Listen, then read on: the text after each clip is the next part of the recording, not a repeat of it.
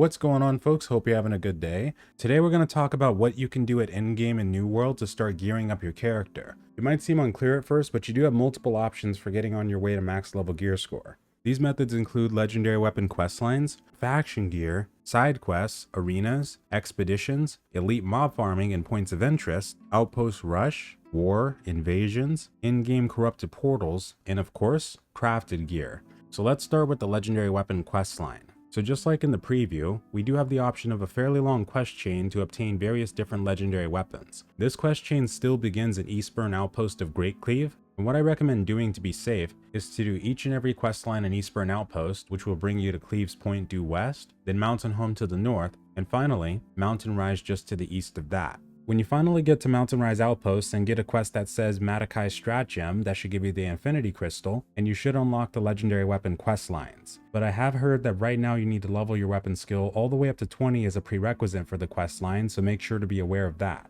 Another thing is that during some, if not all the quest lines, it was changed not too long ago that you would need to level certain gathering professions to progress through them. The logging and mining skills to be exact. So make sure you're prepared to level those up a bit if you want to go this route. The next thing is side quest lines. So the legendary weapon quest lines are not the only reason to complete these various Greatcleave quest chains. You'll also get pretty solid jewelry from doing these too, and that also extends to other region quest lines alongside you getting access to your first orbs for entering the game's expeditions and arenas. So I would strongly consider completing the quest chains in Greatcleave, Eden Grove, Ebonscale, Reekwater, and Shattered Mountain for multiple different reasons. Especially because when you first get to endgame, finding good jewelry can be pretty difficult or downright expensive to do. And this will also contribute to raising your gear score, which in turn should give you a bigger chance for getting upgrades. And the next thing is the arenas and expeditions. So currently in the game we have access to all 6 expeditions: Amrine Excavation, Starstone Barrows, the Depths, Dynasty Shipyard, Lazarus Expedition, and Garden of Genesis. But only the last 3 are the ones you really need to focus on at endgame. These are going to be capable of giving you purples and legendaries, but also various different green and blue grade equipment that's pretty decent to either use or sell. The boss mobs themselves should occasionally have good drops, but the chest especially should deliver something most of the time.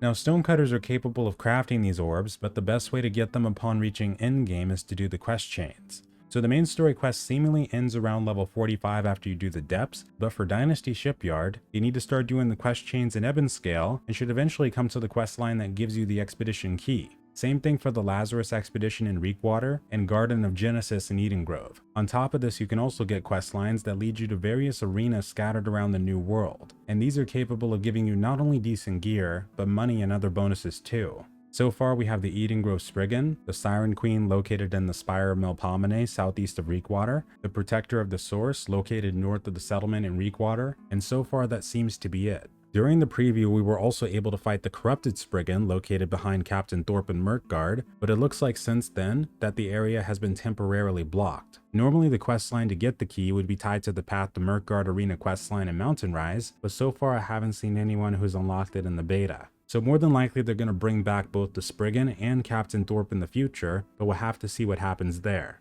Now all of these methods will assist you in getting higher level gear score equipment, but we also have Outpost Rush, Wars, and Invasions. So when you start getting to a higher level, you'll start to notice a bigger bonus coming from competing in the territory wars. But when you get to 60, this is when you start getting at minimum chests that give you equipment around 500 plus gear score.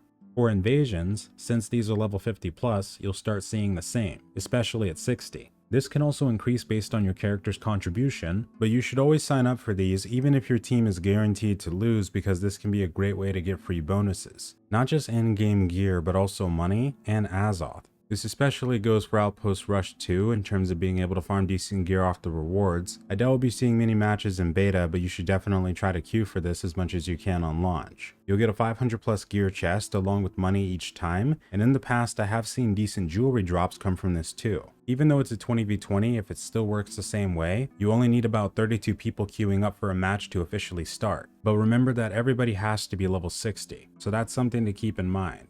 Now the next few things you'll want to look at is faction gear, elite mob farming, and in-game corrupted breaches. For the corrupted breaches, they basically work the same way as any other ones at a lower level, except that at the higher levels of these events, they will be ticking for insane numbers of corrupted damage. You need to make sure that you buy the corrupted elixirs from the faction NPC to negate this, or get a semi-high or high level alchemist to make some corrupted tinctures and trade them to you. But every time you complete one of these, you should also get a high level gear chest and a little bit of Azoth. Keep in mind also that the max gear score should be around 600 right now, so incorporating all these different ways of gaining gear should allow you to get there one way or another. The next thing is faction gear, which is simply you farming the player versus environment and player versus player faction missions and going to the vendor to spend tokens alongside money. You need to make sure you're doing your promotion quest lines to keep gaining reputation and continue to buy high level gear. But when you get to the max tier, you can start buying some 525 and even 550 gear score faction pieces. Now normally when you get to around level 60, your gear score is going to be somewhere between 450 and 500. So being able to jump up to 525 or 550 like this is really good. And the second to last thing is going to be elite mob farming and field bosses, including elite points of interest. Now throughout the map, alongside all these other methods, you will have access to various points of interest that will require being in a group to survive in. But these can also give a lot of bonuses too. These are normally classified as elite areas, and some do give you access to field bosses and different chests that you can open and get gear and resources through. These are areas like Murk Garden Shattered Mountain, Mangled Heights on the western side of Great Cleave, Malevolence Tower in Eden Grove, Spire of Melpomene in the southeast corner of Reekwater, or the Eternal Pools north of the settlement. Even Ebonscale Reach has multiple areas like this in the southwestern region on the way to Dynasty Shipyard. One is known as the North Palace Shrine, and another known as the Forbidden Ritual. These areas can also include mobs that go above level 60 sometimes. Even though our player level is maxed out, these mobs that go above that level are going to prove to be tougher, but should get better bonuses as a trade-off. For the field bosses, you'll see ones like Morzul the Herald in Mangled Heights, and the High Priest at the end of this open world dungeon, Malevolence at the top of Eden Grove Tower, the Leviathan in the northwest corner of Shattered Mountain in the Ambusti Mines. You'll find elite mobs and field bosses all over that are capable of putting up a decent fight and dropping some high level loot. So if you have a big enough group of like 7 to 12 plus people, you can take on these areas and see if you can get some upgrades.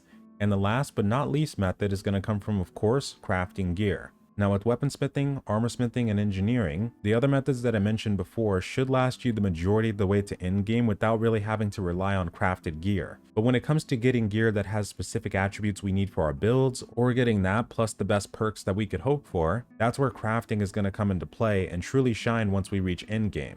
Now just like in the beta, at launch you won't see that many people making high level stuff for a while, because firstly we got to upgrade the benches, they need to find gear that has crafting perks on it that give quality bonuses, stock up on food buffs that increase their crafting productivity, make use of housing trophies and a few other factors such as external resources for the recipes, etc. And then we'll start seeing that higher gear score, really good perk and attribute combination, and that's what'll make the crafters a lot of money around that time too. There's also schematics and artifact recipes that they'll come across to craft some truly powerful items, so crafting should still be where we get the majority of our truly in-game gear. There's even a set of armor known as Voidbent armor that is only craftable by a master crafter, someone who's reached that endpoint of 200 in their trade skill. But with that, that's everything you need to know about how we'll be gearing at endgame and what you can do after you reach level 60. I hope this helps during launch, and I'm crossing my fingers that they develop even more ways for us to progress in the future. Maybe some more types of dynamic events like I always talk about, world bosses, stuff like that would be really cool to see. But have a wonderful night or day folks, thanks so much for watching, and farewell.